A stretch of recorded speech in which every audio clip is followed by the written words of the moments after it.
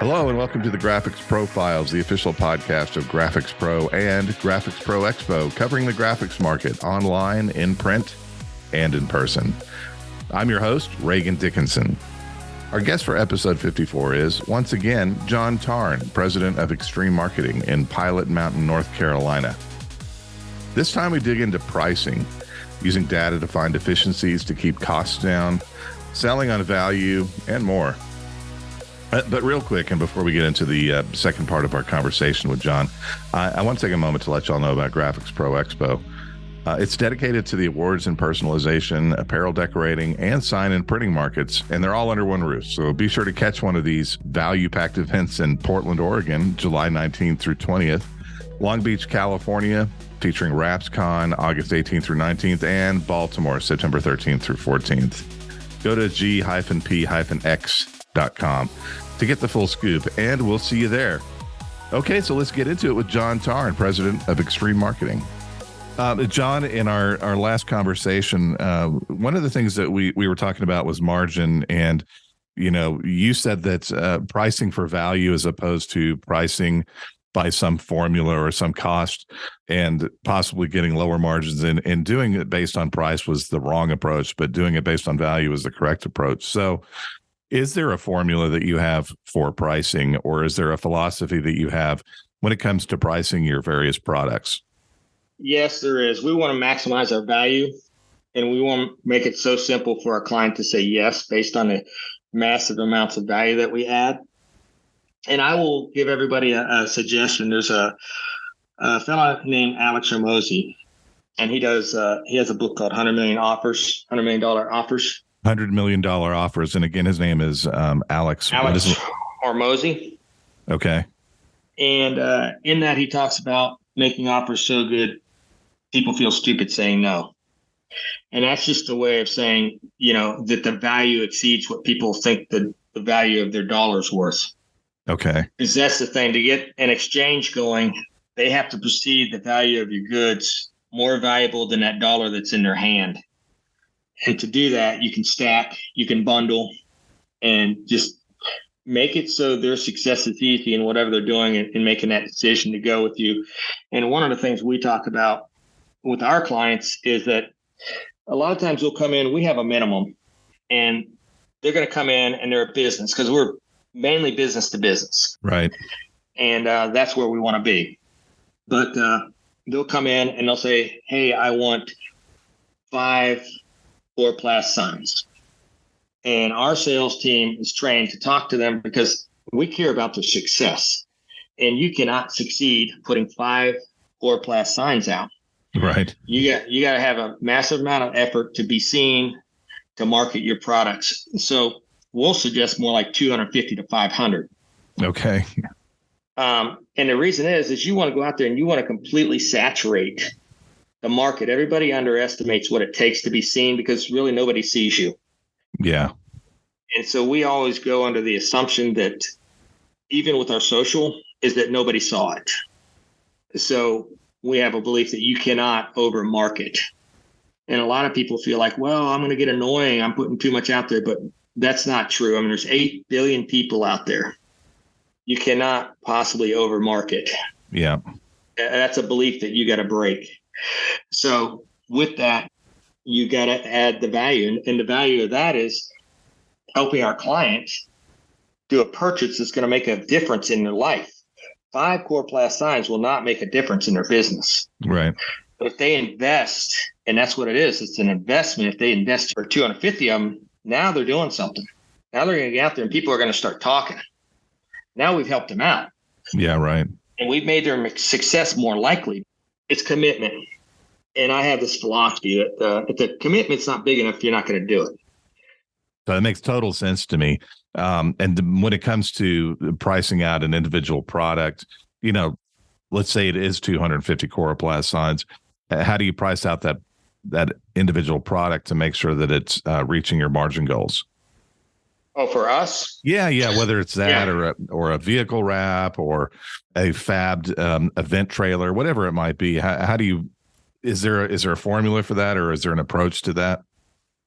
Yeah. So basically, we're going to use job costing for all that, we're going to look at the data first because every business is different. Yeah. And that's the other thing people sink into is there's standard ways to do things, but in the end, your business is different. And you got to look at your data to really get good at this. So you start looking for trends. You're going to look at I would definitely go to my P&L statement, profit and loss. Mm-hmm. And if you're using QuickBooks, you can go right in there and you can do it by percentage of revenue. Yeah. And you'll get basically a little spreadsheet there. It's going to show you all your percentages. Now you can start making some educated decisions. So if your labor is high, which trust me, we were like that coming out of COVID, labor was super high and we knew we had an efficiency problem. So then you have a choice. Okay, how do you get that down? Well, you either let people go, see if people want to go, or you work on your efficiencies. We chose to work on our efficiencies. Mm-hmm. And to do that, you have to speed up things. And then you have to use materials better. You have to create flows for your team so that they can get more done with less effort. That way we can get more flows through our shops, that kind of stuff. Yeah. But you got to start looking at the data first. Okay. And every bit of that matters. So once we can create a super efficient process going through our shop, now that's going to start creating our margins. Yeah. So what were some of the specific things you did, if you can recall, that led to those efficiencies? Okay. Well, I'll start at the basic level. So let's say we're building a specialized wall. Yeah. And it's an aluminum wall. And I'm welding that wall. And it's taken me X amount of time to weld that wall. And then it's taken me X amount of time to clean the welds, clean all that so it looks good and you can paint it, powder coat it. Yep. And it's taken X amount of time to just put it together. Yep. So what we did is we looked at it and said, okay, what's the thing that's causing the most time? And what was causing the most time was the cleaning, grinding, cleaning of welds. So, okay, if we can reduce that or eliminate that, that's going to be a big saving. So what we ended up with doing is going to a bolt system, not even a bolt system, a rivet system. Okay. So riveting. So now we can actually have all of that CNC'd ahead of time, all the holes, all of that. So then it's more of just an assembly. So we're taking out the expertise required for that wall. Yeah. So that somebody doesn't have to have that expertise can put it together. Mm-hmm. And be doing that while the people with the high expertise of welding can be welding something else that's more cost effective. Okay. So now we've gotten to where, okay, now we're riveting. Bam. Now we don't have to clean. So we just saved all this time. And so we started looking at every process and every piece of it. So let's say it's somebody that's got a laser. That way I get out of the fab piece. Let's say it's a laser. And they're a small company and they're lasering all of these tumblers. And let's say they got a rotary adapter and they can only do one at a time. Yeah. Well, now you start looking at that. Well, can I stack those end to end in my rotary device and maybe do 3 at a time? Mm-hmm. That way I can reduce the amount of time it's taken to do that whole process. Or maybe I need to make a jig. So I make a jig that sits in the bottom of my laser, and I can laser out 20 to 30 at a time. Right. And on a small shop, I can get that laser going, and now I can be doing something else. So that's going to reduce my time on that. I can go spend it somewhere else where I can add more value. So it's really looking at every piece of data. And then your margins on your materials, same thing. Are you including everything? So are you having to go get the plastics, the wood, all of that? How is that factoring in? Can you reduce that? Can you get terms with your suppliers, 30-day terms to help with your cash flow? It's just looking at the holistic piece of that. What materials can you use that would be better suited? So let's say it's indoor use. Does it need to be laminated? Mm-hmm. It's simple questions like that. Right. Yeah. And the lamination standpoint, it depends on whether or not it's in a touching zone, if you will, right? Mm-hmm. Yeah. Yep. So I guess you have so many factors that go into it, right? Mm-hmm. Yeah. And can I order bulk materials? I mean, it's talking with your suppliers. what can we do here? Yeah. So if you're working on your pricing, you got to work from every angle. You got to look at your labor costs. And with that labor cost, if you're inefficient with me moving material from one place to another, you're always looking for stuff and it's disorganized. Well, that's going to cost you money. Yeah. So put that into your overhead. Materials. So let's say it's something that's got to be lightweight. So now you have choices on what materials you use. Mm-hmm. A lot of people just go to steel, or so you got to price to what the project is, I guess, the scope of the project. Okay. And what we do with our stuff is, since we do events, we save our clients money. So we actually supply brand ambassadors to every event that we do. We are a full 100% logistics company. Okay. And during COVID, we pivoted to expedited shipping to help save our butts. And we started expediting. But that piece of the pie, we actually deliver all our trade show units. We don't have some other trucking company do it. We deliver it, and then we supply a brand ambassador, person to run the event. And because of that, we build all of our stuff to save our customer money. So the fewer people I have to send to set up or do a display, the better. Right. So we always engineer it so that it can be a 1 or 2 person setup. Okay. To save money. And we're also going to save money because we're actually bringing the stuff. Right. And time, obviously. And time is money. Yep. Time, frustration, all of that. Yeah. I also wanted to, one of the aspects is waste. There's often material waste when you're doing vehicle wraps. For example, when y'all are wrapping one of these trailers, or you're using anything that requires materials that are just by their very nature going to have some waste involved. Are there ways that you're handling waste? Well, number one, we look to gang everything up as much as possible. Uh-huh. So rather than sending a print just to the machine, hey, this got to be printed, we will gang them, and that responsibility lies on our graphics team. Yep. We've got a full graphics team in-house. So what they'll do is, let's say they're working on several projects, they will gang those together, get them print ready as a unit to save on materials, and then send it to the printer, where then our machine operator handles getting it printed and everything. Right. So looking for ways and even like CNC is, what else can we put on a job? Yeah. To maximize that. So, and this is something we just found out the other day, is so we were CNCing these rectangular pieces that have notches in them. And one of our fab team members said, hey, there's another piece that I'm needing cut out every time. Can we fit that into those notches, where those notches that would be waste in between there? Yeah. So yeah, we can do that. So then we started putting those into the notch so that we maximized our material and time, because it got all done at one time on the CNC. Mm-hmm. Okay. So ganging, nesting, as they call it. Yep. Yep. Yeah. I kind of want to change gears a little bit here and talk about customer relations and working with customers. And branding, you have a brand ambassador. Your branding is obviously very important for your customers, but obviously from your standpoint. And how do you approach branding with your customers and then translate it to, whether it's the sign program, an event graphics program?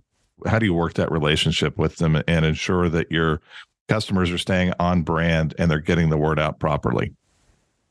Well, that has to do with coming in as the expert. So when we're coming in, we are the expert on branding. And, with the name of our company, Xtreme Marketing, they're looking to us to be an expert. So we've proven it time and time again with our branding that we are experts in the field.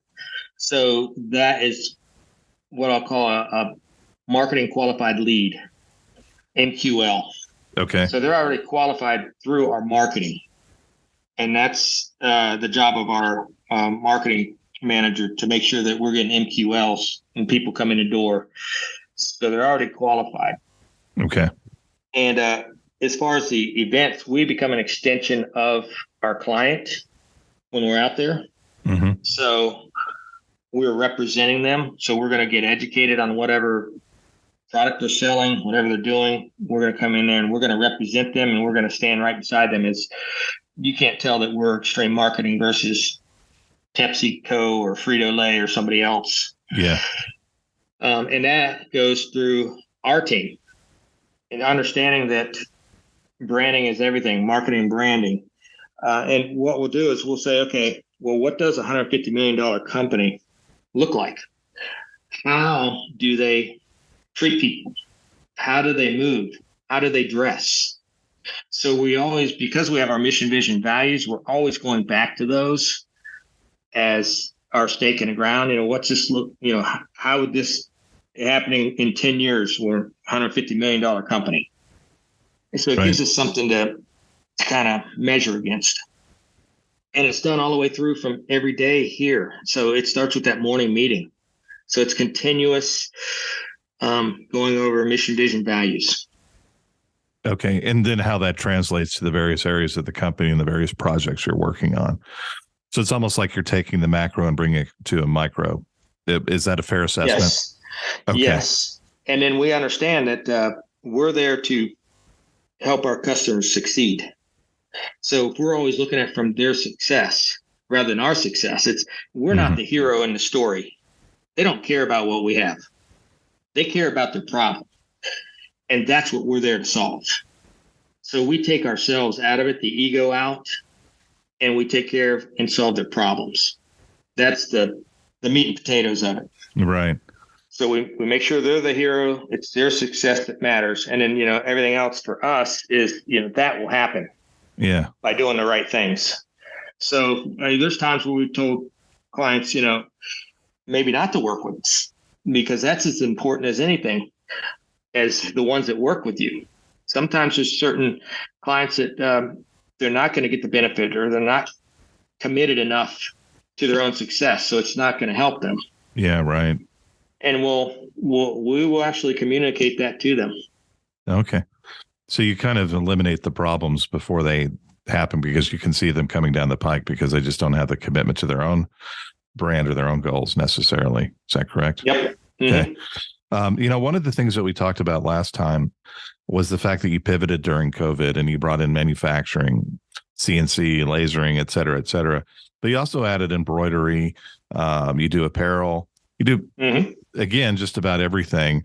And how do you make those decisions about why did you bring on embroidery and apparel, and, why have you brought on certain production services that maybe you didn't have before? And how do you make that decision as far as, investing in capital equipment, all the things that need to go along with adding a new product line? What does that decision making look like for you? It's usually a problem that we've encountered and speed. So let's say I don't ever like to be where I've got a client that I'm doing something for, and let's say I'm a middleman, and let's say I'm getting my stuff from somebody else. Yeah. And whoever I'm getting that from isn't fast enough. It's a control thing. I want to control the process. Right. Then we have variables that we can adjust and control. If someone else is doing it for me, I can't get it fast enough. Or if I see there's a problem, I got to rely on them to solve the problem. And then I've got to then go tell my customer. And we like to be able to control our processes all the way through from beginning to end. Yeah. Because we can tweak them and increase profitability that way. Some of the stuff is because I saw the need for like our trade show displays, being able to cut acrylics and I love the way lighting affects a display or affects the look of a room. Yeah. So, and I knew that acrylics are an important part of that in sign making and everything else. Yeah. So that's when we brought in the lasers so we could do our own acrylics. Because if I try and get acrylic cut somewhere else, oh my gosh, the time it would take. And I couldn't even do R&D. See, that's the other thing is these things allow us to do R&D. Yeah. Very quickly and on small scales to see if something's going to work. Right, right. How do you gauge the return on investment on a new piece of equipment or adding a new product line, which usually involves bringing in a new piece of equipment? Some of it's art, some of it's straight data, some of it's the feeling that you get. Yeah. But it's also seeing those problems. There's a problem, and I know if I solve that problem, this machine's it will make it happen. And so you got to look at what you're paying if you're outsourcing something. Mm-hmm. You got to look at what the overhead to bring that new one in would be, and how it's going to allow you to get to your other stuff. So a lot of times it allows us to get to work on more high dollar things. So if I'm spending all this time, let's say I was getting my stuff lasered somewhere else, and I need it for doing an R&D on a trade show display, I'm going to notice that has cost me a lot of time going back and forth and talking and everything else. And I'm not able to sell or do something else. It's more, I'm going to bring more money in. So once I recognize that, then we start thinking, okay, well, what's it going to cost to buy the machine? What's the insurance going to cost? What's the electric going to cost? And then we're going to have to take all of that and we're going to have to put that into our job costing. That is then going to move with every product through our system. So you need to be job costing on everything. Yeah. You need to be taking percentage of the overhead. What's your material costs? What's your labor costs? I mean, if you can break it down to those three things, you can get pretty darn close on your job costing, right? Your overhead, your labor, and I break them out like that, and then your material costs. But then one thing that gets sometimes missed is maybe shipping. A lot of people are shipping stuff and they're not putting a handling charge on there, which actually takes you time to package and do all of this stuff. So they're losing money right there. Yeah. Well, I think shipping is its own bailiwick, isn't it? I think there's multiple variables there as far as pricing that out, as far as doing it and so on and so forth. Yes, you're correct. And I don't think most people are doing it correct. And then the other thing is you've got to watch, once again, beliefs get in the way on shipping. So someone may say, well, Amazon ships for free, but so we should too. Right. But the thing is, your numbers are not the same as Amazon's numbers. You got to run off of your numbers. Right. And it would not make sense for you to be doing that unless you somehow had it built into your margins in their profit margins, and you'd have to plan for it. So you got to get the money somehow, right? Yeah. So it's either going to be the cost of the product, you're going to have to go up, or you're going to have to do a shipping charge with handling. But I think shipping is one thing that slips under the radar on a lot of people because they just don't think about the time that it takes to box something. Right. So how do y'all do it? Do you itemize those out, handling and shipping?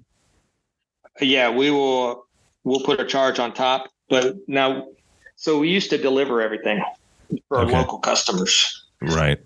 But yeah, that's a nice service to have, but how valuable was it? We were delivering for free. Well, who's delivering it? Yeah. Well, if it's one of my sales team members, well, now I'm losing out on sales.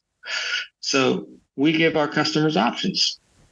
You can come pick it up, or we can bring it, but it'll be a delivery charge. Right. Because you have to value yourself.